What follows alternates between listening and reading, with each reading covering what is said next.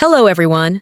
Today, we're going to step into a story that feels like it could belong to anyone, but it's mine. Picture this with me. The kitchen light hums softly, casting a warm glow over a table set for dinner. There's laughter echoing down the hallway, the scent of roasted chicken drifting through the air, and for a brief moment, it feels like life is whole again. Forgiveness had stitched together the rips in my marriage, or so I thought. I believed we were walking into a season of peace, of second chances, of finally leaving mistakes behind. But here's the challenge. What happens when the thing you hold closest, the very act of forgiving, becomes the rope that pulls you back into pain? Imagine rebuilding trust after it's been shattered, convincing yourself that love can bloom again on broken ground. That's where I was. Standing in the middle of my own survival story, smiling on the outside, but always bracing inside for the storm I prayed would never come back.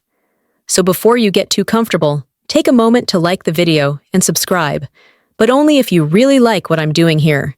And while you're at it, drop a comment telling me where and when you're watching this.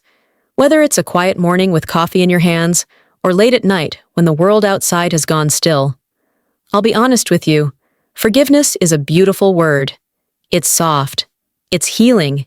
It's what people tell you makes you noble. But in my house, forgiveness was also heavy.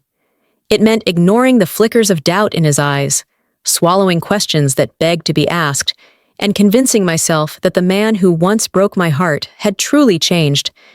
He said all the right words, wrapped in all the right promises, and for a while, I let myself believe him. I wanted to believe him. Because when you've been through betrayal once, choosing to stay isn't weakness. It's survival. It's a gamble that maybe this time the pain will transform into something better. I thought I was strong enough to carry that gamble. And in those early days of our fresh start, life almost convinced me that I had won.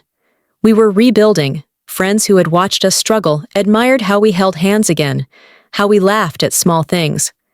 My family breathed easier, thinking the worst was behind us. And me?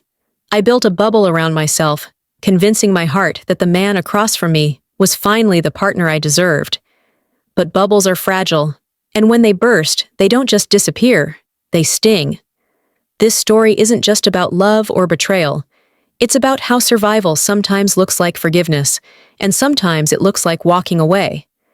It's about the courage it takes to trust again, and the devastation when that trust proves false.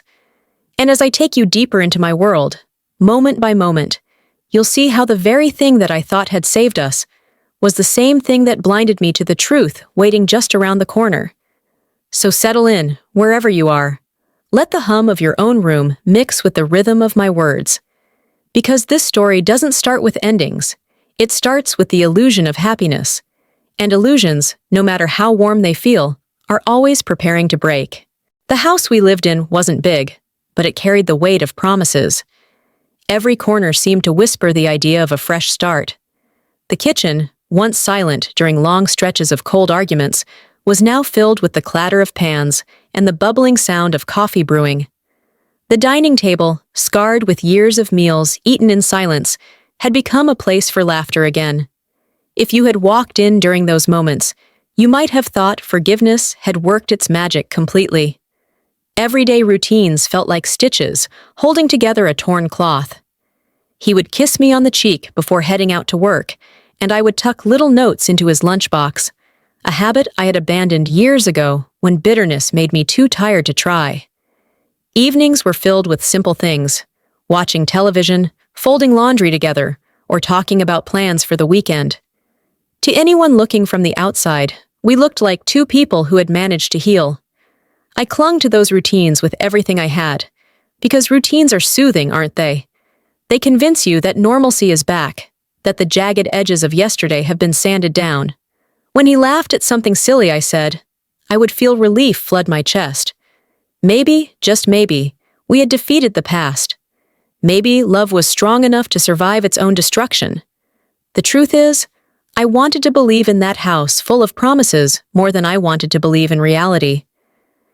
Every time doubt whispered in the back of my mind, I silenced it with images of us eating together, planning vacations we never quite took, and daydreaming about a future that seemed attainable again. It felt safer to lean on hope than to look too closely at cracks that might still be forming beneath the surface. There was something intoxicating about forgiveness in those days. It made me feel virtuous, like I was proving something not just to him, but to myself. I told myself I was stronger because I chose to stay, wiser because I chose to rebuild, and I wasn't completely wrong. There's a kind of bravery in holding together something that has already fallen apart once. But bravery can sometimes blur into denial, and I didn't see that then. Our children, if you ask them, would have told you they felt the shift too. They'd crawl into his lap again, or ask me to take family photos like we used to, and I would smile, clutching those moments like a lifeline, grateful that their little world seemed stable again. That alone made the effort feel worth it. For a while. But promises are fragile when they rest on a shaky foundation. For all the warmth inside the walls, I occasionally caught myself studying his face when he thought I wasn't looking. Sometimes he seemed far away, lost in thoughts I couldn't reach. Other times, there was a flicker in his eyes when his phone buzzed, the kind of flicker that makes your stomach twist before you can explain why. I brushed it off, telling myself that scars don't disappear overnight, that he was just adjusting to this new life we were creating together. After all, hadn't he begged for another chance? Hadn't he sworn that forgiveness had changed him? And hadn't I agreed to believe in him again? For a long time, I chose to believe. I poured myself into the idea of us, into making the house feel warm and alive, into ensuring that the people around us believed in our love story as much as I did. Because when the world believes in your version of happiness, it almost convinces you that it's real. And yet, beneath the glow of that house, there were faint shadows I refused to name. Shadows that grew with every unexplained absence, every late night at work, every glance at his phone that seemed too quick to hide. At the time, I didn't know those shadows would become the very thing that unraveled everything we had tried to build. Whispers don't always come from people. Sometimes they come from silence itself, the way a room feels too still, or the way a conversation cuts off just as you walk into it. For me, doubt started creeping in like a whisper I couldn't quite shut out.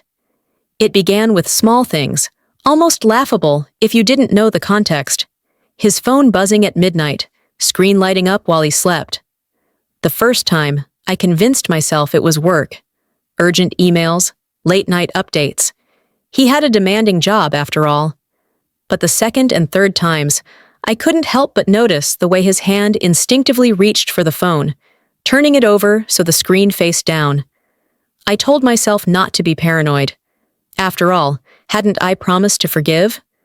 Forgiveness, I thought, meant not policing every action, not questioning every absence.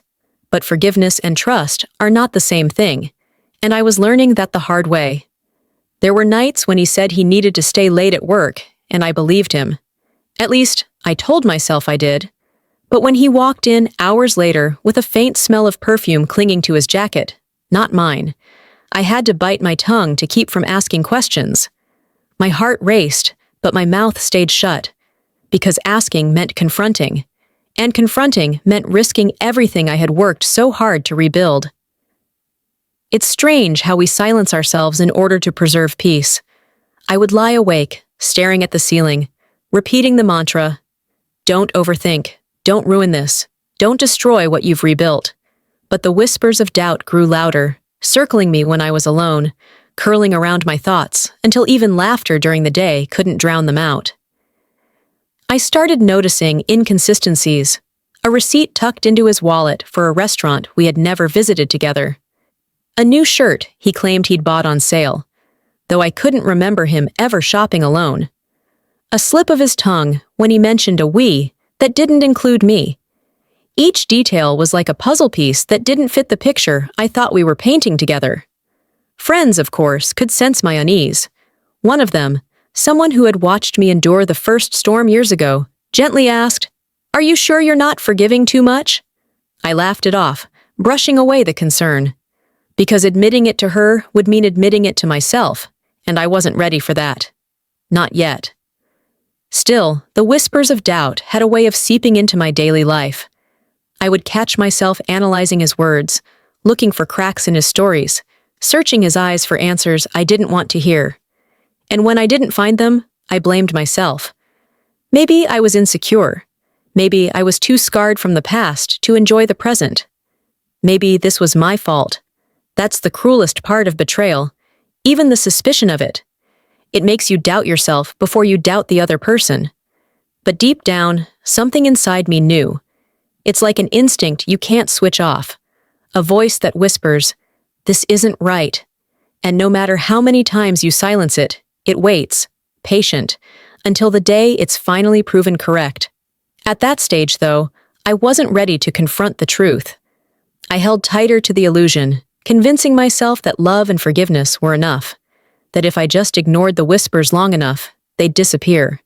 But whispers have a way of growing louder, and soon they would be impossible to ignore.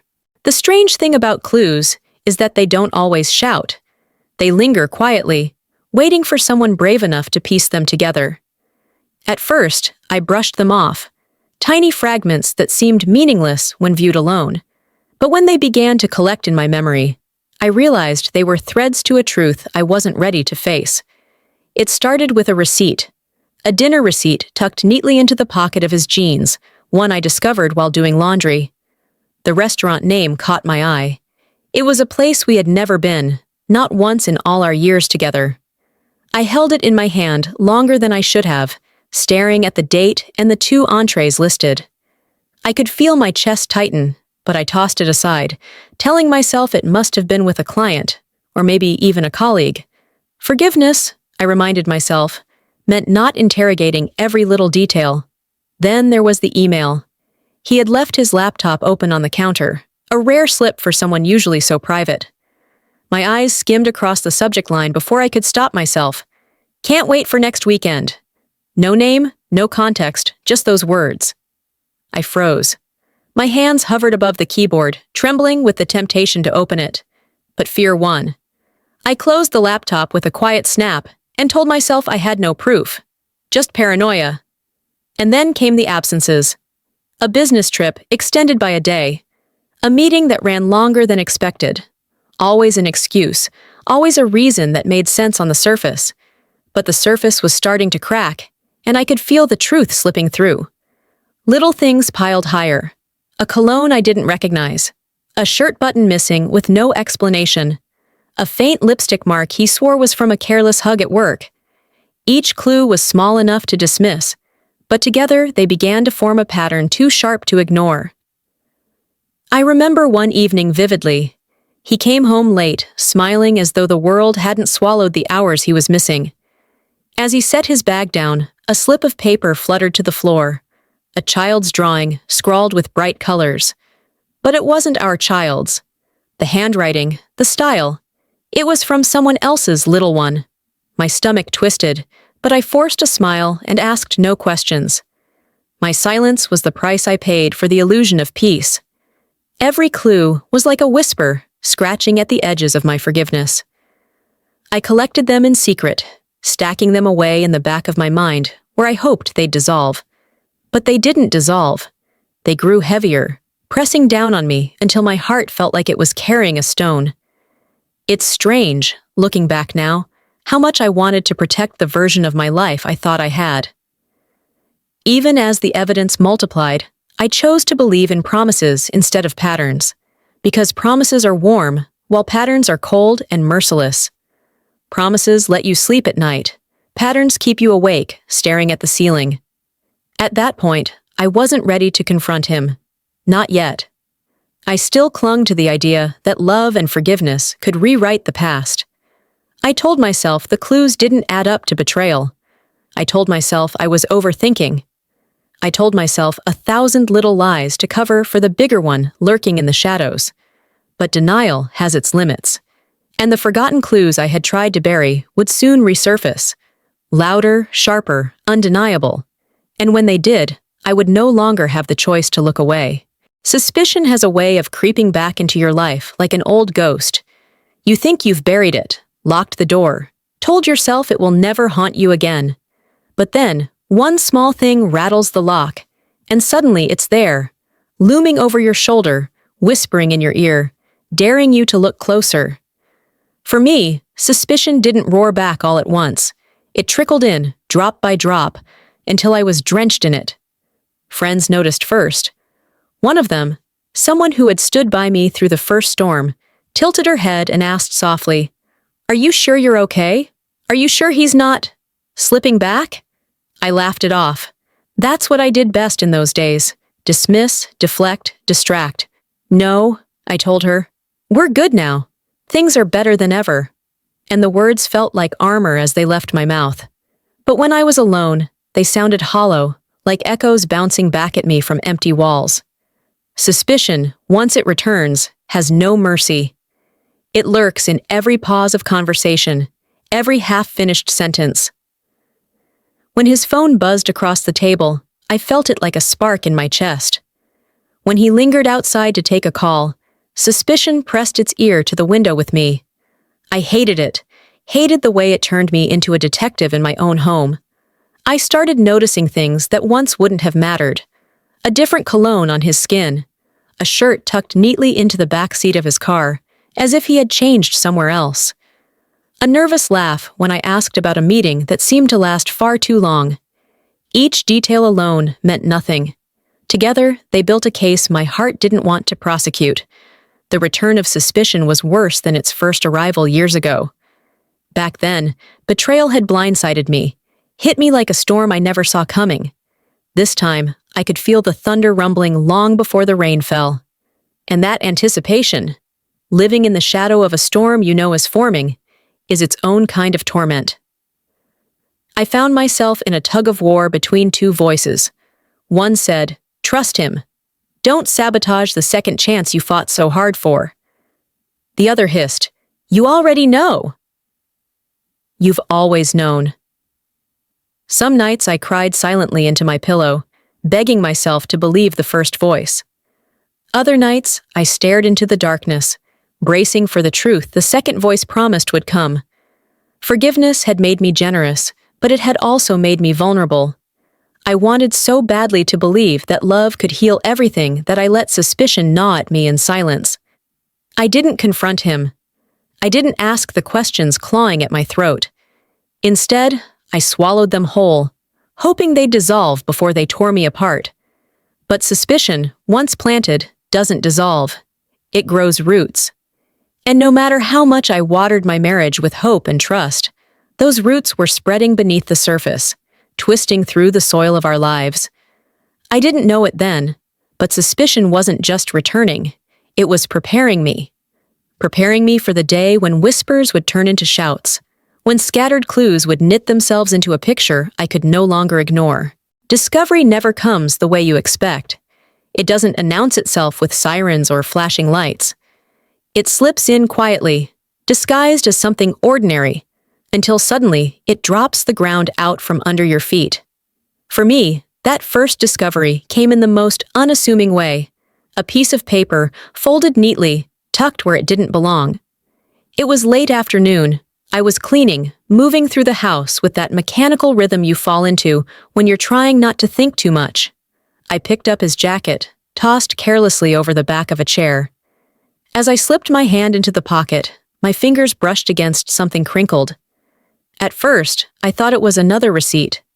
But when I pulled it out and unfolded the paper, my breath stopped. It was a note, handwritten, short, sweet, but unmistakably intimate. Words that didn't belong to me. "Thank you for last night. I can't stop smiling."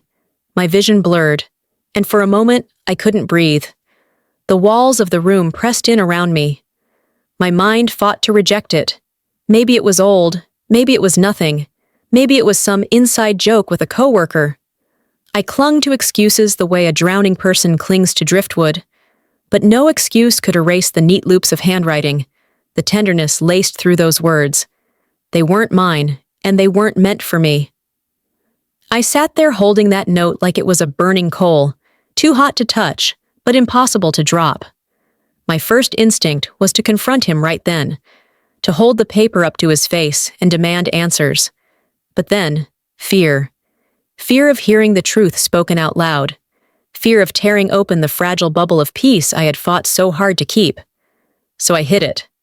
I folded the note back up, slipped it into a drawer, and pretended I hadn't seen it.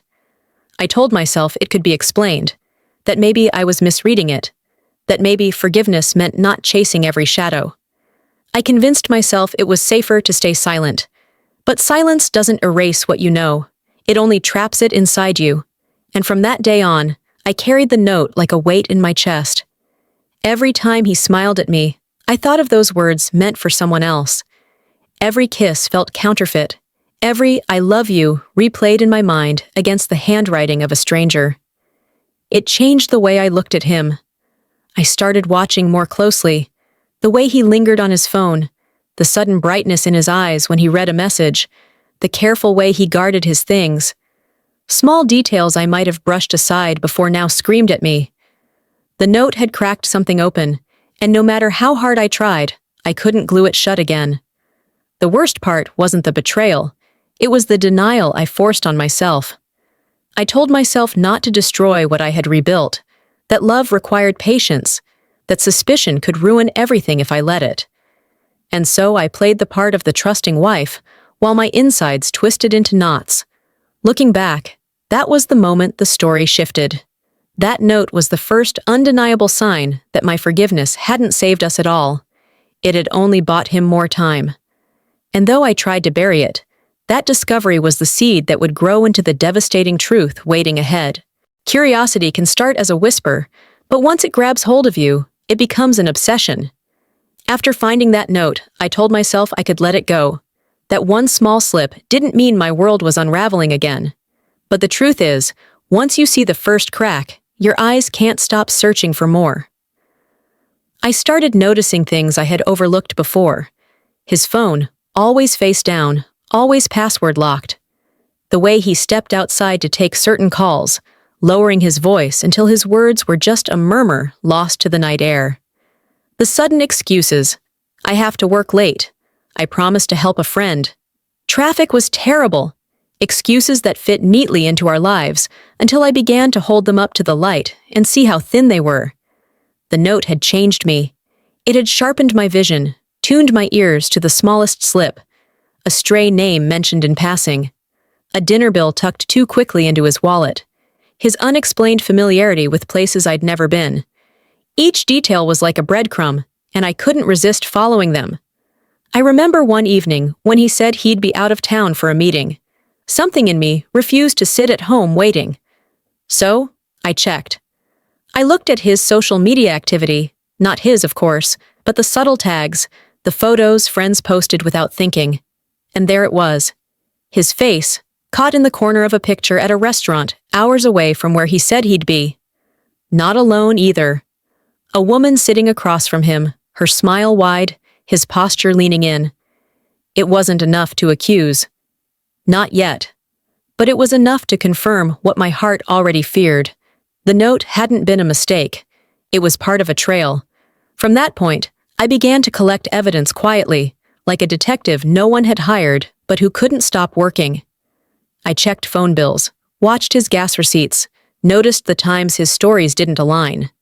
I didn't confront him, not because I was weak, but because I needed to be sure. I couldn't survive another round of, "You're overreacting," or, "It's not what you think." I needed proof that would silence every denial. But there's a cost to following the trail. It consumes you. I stopped sleeping through the night, my mind replaying every detail, wondering where he really was, who he was really with. Meals tasted dull, laughter felt forced. I lived in a state of constant tension, always scanning for the next breadcrumb, the next slip. The worst part? I still wanted to believe him. Even as I uncovered pieces of the truth, part of me longed for him to look me in the eye and say, "It's nothing. It's not what you think." I wanted to hand him the evidence and watch it dissolve in the warmth of reassurance. But reassurance never came. Instead, the trail kept leading me forward, step by step, until there was no turning back. Because once you begin searching for the truth, you can't unsee it. You can't go back to the comfort of ignorance. And soon, that trail would lead me straight to the shattering truth I had been running from all along.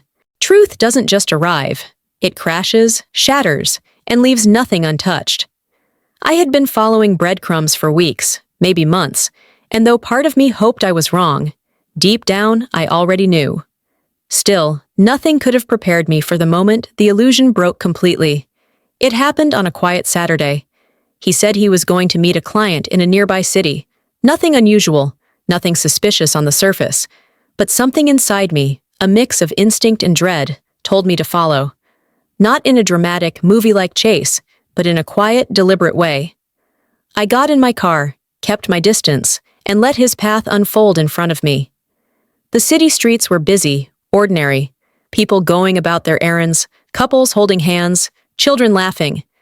And then, him, parking his car, smiling as he stepped out, carrying himself with an ease I hadn't seen in years.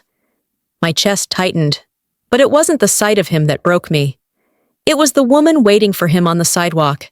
She ran to him, and he opened his arms as though he belonged there. I froze in my car, gripping the steering wheel until my knuckles ached.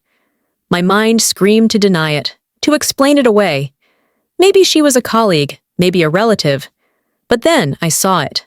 The small hand of a child slipping into his, the way he bent down to kiss the top of the little girl's head. And in that moment, my heart didn't just break. It collapsed. A second family. A whole other world he had built, tucked neatly alongside mine, hidden under layers of excuses and lies. My forgiveness hadn't saved us. It had given him cover. While I was patching wounds, he was weaving new stories elsewhere. I sat there for what felt like hours, watching pieces of my life crumble in real time. Every late night, every odd receipt, every whisper of doubt suddenly clicked into place. It wasn't paranoia, it wasn't insecurity, it was the truth. And the truth was so much worse than the suspicions I had tried to bury. I didn't confront him that day. I didn't storm out of the car or demand answers on the street.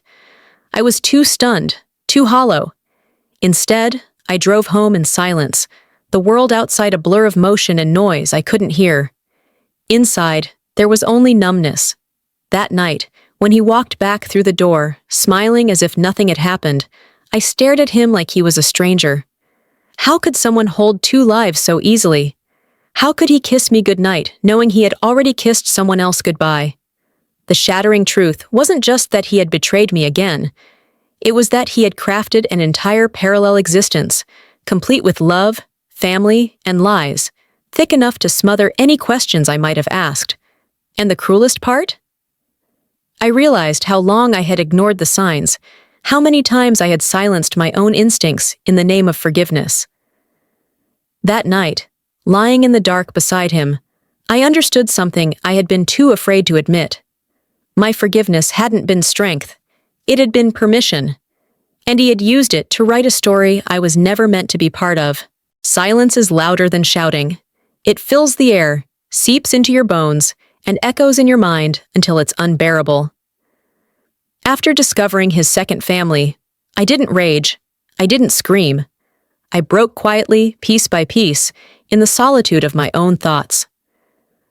Everyday life carried on around me, as if nothing had changed. He still kissed me goodbye in the morning, still asked what I wanted for dinner, still smiled across the table as though our home wasn't built on lies.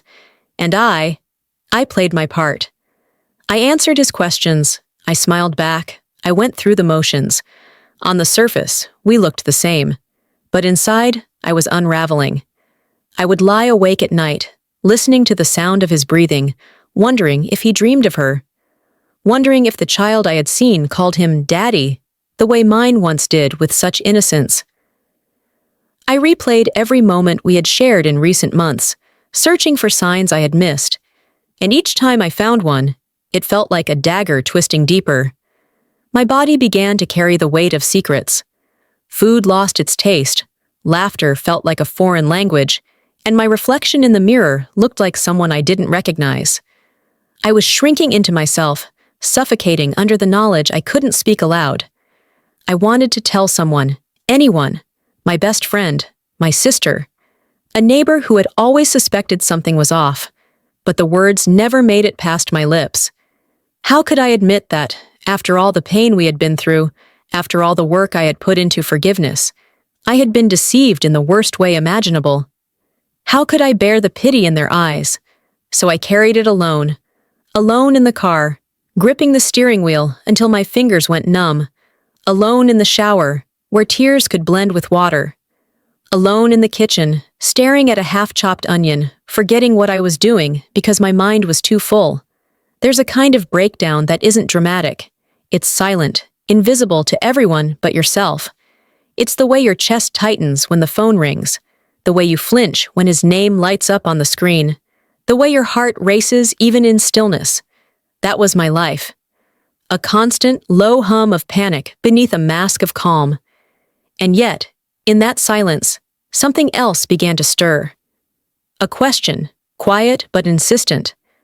How long will you live like this? At first, I shoved it aside. I wasn't ready to answer, but the more I carried the secret, the louder that question grew. I didn't have the strength to confront him yet. I wasn't ready for the explosion that would follow, but I knew, sooner or later, the silence would destroy me if I kept holding it in. The silent breakdown was my prison, but it was also my preparation. It forced me to see the truth, not just about him, but about myself. I couldn't survive on illusions anymore, and though I wasn't ready to take action yet, the cracks in my silence were already forming. Soon, the words I swallowed would demand to be spoken, and when they came out, they would change everything. Confrontation isn't always a fiery explosion. Sometimes it begins as a whisper that grows too heavy to keep inside. For me, it started on a night that looked like any other. Quiet dinner, small talk, the clinking of forks against plates. But beneath that ordinary rhythm, my chest was pounding with words I couldn't swallow anymore. I had rehearsed the moment in my head 100 times. Sometimes I imagined screaming, slamming the note on the table, demanding he confess. Other times, I pictured myself calm and detached, letting the evidence speak for itself. But when the moment came, none of those rehearsals mattered. What happened was raw, unplanned, and unavoidable. He was scrolling through his phone, laughing softly at something on the screen. That sound, so carefree, so familiar, snapped something inside me. I reached into the drawer, pulled out the folded note I had hidden weeks before, and slid it across the table. His laughter stopped. His eyes darted from the paper to my face, then back to the paper. The silence that followed was deafening. My voice shook, but it came out steady enough. "Who wrote this?" For a long moment, he said nothing. He just stared at the words, as if by refusing to answer, he could erase them. Then came the excuses, thin and fragile. "It's nothing. You're reading too much into it. It's just a joke, a friend, nothing serious." But I had seen too much. The trail, the photos, the child. My silence cracked, and I pressed harder. "Don't lie to me. I followed you. I saw you." His mask slipped. The practiced calm fell away, leaving a flash of something harsher, panic, then resignation. He opened his mouth as if to argue, but no words came. And in that silence, I realized something I hadn't wanted to admit. He wasn't shocked that I knew. He was shocked that I had finally confronted him. The air between us thickened. I could hear the ticking of the clock on the wall, each second louder than the last. Finally, he muttered, "You weren't supposed to find out like this," as if there was ever a version of betrayal that could have been kinder, gentler, easier to accept. I wanted to scream, to demand answers, to ask how long, how many lies, how many nights he had spent dividing himself between two lives, but the words tangled in my throat. All I could do was stare at him, my hands trembling on the table, my heart breaking in slow motion. He tried to backpedal, to patch the holes with explanations. "It's complicated. I didn't mean for it to go this far. I still love you, I swear I do." But the words sounded hollow, stripped of meaning. They couldn't bridge the gap between us anymore. The confrontation wasn't the explosion I imagined. It was quieter, colder, more final. It was the moment when denial no longer had space to live. The evidence was laid bare, and his face told the rest of the story. That night, I learned something about truth. It doesn't always arrive with clarity or closure. Sometimes it sits across the table from you, shifting uncomfortably in its chair, offering excuses instead of answers. But even without the full confession, I knew. Our marriage, as I had understood it, was over. And though I hadn't yet decided what came next, I understood this. Silence could no longer protect me. Lies are never isolated. They weave together, strand by strand, until they form a web strong enough to trap anyone who steps too close. Once I confronted him, once the mask slipped even for a moment, I started to see just how tangled his world had become. At first, he admitted almost nothing. He danced around questions, tossed out vague phrases meant to soothe me. "It's not what you think.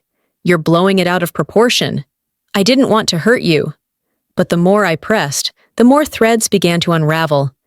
And behind each one was another lie, another half-truth, another carefully crafted story. He hadn't just stumbled into a mistake. He had built a parallel life, brick by brick. A rented apartment under his name, explained to me as office space. Trips that were supposed to be for business, but were actually stolen weekends. Gifts I thought were for me, later realizing they'd been duplicated. One for each woman in his world. The meticulousness of it all left me stunned. What broke me most wasn't the deception itself, but the realization of how many people were unknowingly part of it. Friends who had vouched for him, who told me he seemed different this time. Family members who welcomed him back into gatherings, believing in his promises. Even our children, who had no idea their father was splitting his love between two homes. His lies had spread like a net, and we were all caught in it. I remember one night sitting on the edge of the bed, staring at him as he tried to explain. His voice cracked, his words stumbled, but even then, he was selective, admitting just enough to keep me from walking out the door, but never enough to give me the full truth. He wanted to control the story, even in the face of exposure. But once a web is exposed, you start noticing its threads everywhere. A neighbor mentioning they'd seen him with someone I didn't recognize. A mutual friend asking how his conference trip went, even though he had told me it was canceled. I pieced together fragments from conversations, offhand remarks, and the puzzle built itself. The scope of his lies was staggering. What struck me hardest was the skill in it. He had become an artist of deceit, layering stories with just enough truth to make them believable. He knew my faith in forgiveness, and he weaponized it. Every time I doubted him, he leaned into my desire to trust, using my own heart as a shield against discovery. And yet, even as the web revealed itself, he tried to spin new threads, desperate to keep me bound. Promises of change, of cutting ties, of rebuilding yet again. But by then, the spell was broken. I could see the strands for what they were. Traps designed not to protect us, but to protect him. In those days, I felt like I was living in two worlds, the one I had believed in, and the one that had actually existed all along. The collision of those worlds was dizzying. It left me questioning not just him, but myself. How had I missed so much? How had I let the web tighten around me without noticing? The answer, I realized, was simple. I wanted to believe. And belief can blind you more than any lie ever could. Now the choice stood before me. Would I let myself stay tangled in his web? Or would I break free, no matter how much it hurt to tear myself out of it? There comes a moment in every storm where you realize the only way out is to move, not to wait for the rain to stop, not to hope the winds will calm, but to step forward, even if your legs are shaking. For me, that moment was choosing myself. For so long, my life had revolved around saving us. I had poured my energy into rebuilding trust, into proving that forgiveness could work, into holding the house together with trembling hands. But the truth was clear now. Forgiveness had not saved us. It had only postponed the inevitable. And if I kept clinging to the illusion, I was the one who would disappear. The decision didn't come all at once. It came in fragments, in late-night realizations that pierced through my silence. Like the night I looked in the mirror and barely recognized the woman staring back. Eyes sunken, smile gone, shoulders heavy with secrets. Or the morning I watched my children laugh in the living room and thought, they deserve a mother who isn't quietly breaking inside. I began to understand that staying wasn't strength, it was surrender. That forgiving him over and over wasn't kindness, it was self-betrayal. Choosing myself meant reclaiming dignity that had been buried under years of lies. And though the thought of walking away terrified me, the thought of staying terrified me even more. The first step was small, saying no. No to excuses. No to another business trip. No to conversations that ended in half-truths. With each no, I felt a flicker of power return. It wasn't loud or dramatic. It was quiet, steady, like lighting a candle in the dark. He noticed the shift. He grew defensive, confused, desperate to spin new promises. He begged for one more chance, swore this time would be different. And maybe the old me would have believed him. But the woman who had watched him cradle a child that wasn't hers, who had pieced together his lies, thread by thread, she couldn't go back. She wouldn't. Choosing myself didn't mean I stopped loving him instantly. Love doesn't vanish on command. What it meant was that I loved myself more. Enough to say, I deserve honesty, I deserve peace. I deserve to wake up without dread curling in my stomach. The fear of leaving was enormous. Where would I go? How would I explain this to family, to friends, to the children? Would I be judged for giving up? But then I asked myself, what was I actually giving up? A marriage built on lies? A future scripted by betrayal? The fear of staying outweighed the fear of leaving, so I chose. I chose to step out of his web, even if it meant tearing parts of myself loose in the process. I chose to face the whispers of gossip rather than the silence of self-destruction. I chose to rebuild, not us, but me. And though I hadn't yet figured out every detail, I felt something I hadn't felt in years. The quiet strength of knowing I was finally on my own side. Picking up the pieces after devastation is not a single act. It's 1,000 small moments, each one fragile and exhausting, yet necessary. After I chose myself, I thought freedom would feel like relief. And it did, in some ways. But it also felt like standing barefoot on shattered glass, trying to take one careful step after another without cutting myself too deeply. The first days were the hardest. The silence of the house without him wasn't peaceful, it was hollow. Rooms echoed with absence, and my body moved through them like a stranger in my own life. There were mornings when I stared at the coffee pot, unable to remember how to brew a single cup without associating it with him. Even the smallest routines had been tied to our us, and now they collapsed, leaving me with nothing but space to fill. But slowly, piece by piece, I began to rebuild. Not the marriage, not the illusion, but myself. It started with leaning on people I had been too ashamed to tell before. Friends who wrapped me in understanding instead of pity. Family who reminded me I had always been stronger than I believed. With every conversation, with every hug, a little piece of me returned. I rediscovered independence in the quietest ways. Cooking a meal just for me, not worrying if it would please anyone else. Taking long walks without needing to report where I was going. Spending evenings with a book or music, letting myself exist without the weight of suspicion pressing on my chest. These weren't dramatic victories, but they were real ones. There were harder moments too. Nights when loneliness crept in, whispering that maybe I had made a mistake, that maybe even lies were better than emptiness. On those nights, I had to remind myself, the emptiness I felt now was temporary. The emptiness I felt in that marriage was permanent. One was a wound healing. The other was a wound reopening every day. The children, too, needed reassurance. They didn't know the whole truth, but they sensed the shift. I found myself telling them stories not of betrayal, but of resilience. I wanted them to see that brokenness wasn't the end, that people could fall and still rise again. In comforting them, I often found I was comforting myself. Every day, I picked up another piece. Some were sharp, cutting into my hands as I tried to hold them. Others fit easily, reminding me of the person I used to be, before lies twisted me into someone I barely recognized. Little by little, I stitched together a version of myself that wasn't defined by what he had done, but by how I chose to move forward. It wasn't quick. Healing never is. But as weeks turned into months, I found myself breathing easier, laughing more freely, sleeping through the night without my mind replaying every clue, every doubt, every confrontation.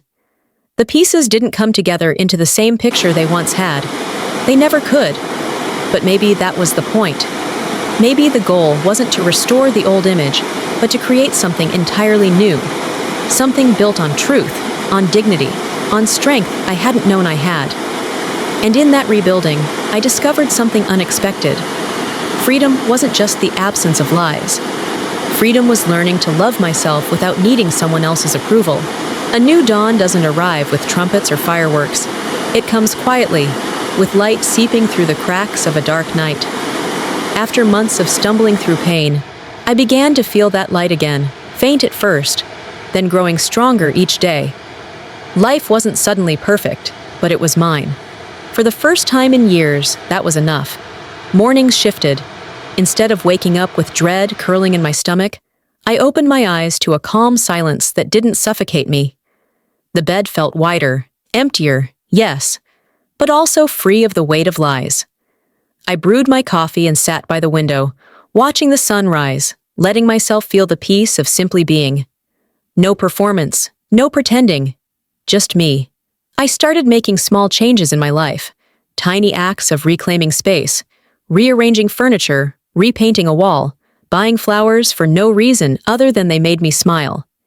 Each act reminded me that I had control again, that this house, once filled with promises and shadows, could become something new. The future felt fragile, like glass I didn't want to drop, but it also felt promising. I began setting goals that were mine alone, traveling to places I had always put off, trying hobbies I'd once thought silly, reconnecting with people I had drifted from during the years I was consumed by keeping us together. Of course, there were moments of grief. Healing isn't linear. Some days, a smell or a song or a child's laugh would pull me back into the ache of what I had lost. I allowed myself to feel it, to sit with the sadness without letting it drown me. Because grief, I realized, is just love with nowhere to go. And though it hurt, it was proof that I had loved deeply, even if the love hadn't been returned in kind.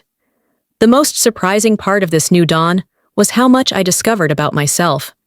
Strength I didn't know I had. Patience I had underestimated. A tenderness toward my own heart that I had never practiced before. I stopped seeing myself as the woman who had been betrayed, and started seeing myself as the woman who had survived. People often ask if I regret forgiving him the first time. My answer is complicated. Forgiveness didn't save us, but it taught me. It taught me how far I was willing to bend, and where I finally broke. It taught me that love without honesty is just a shadow, and it taught me that choosing myself isn't selfish, it's necessary.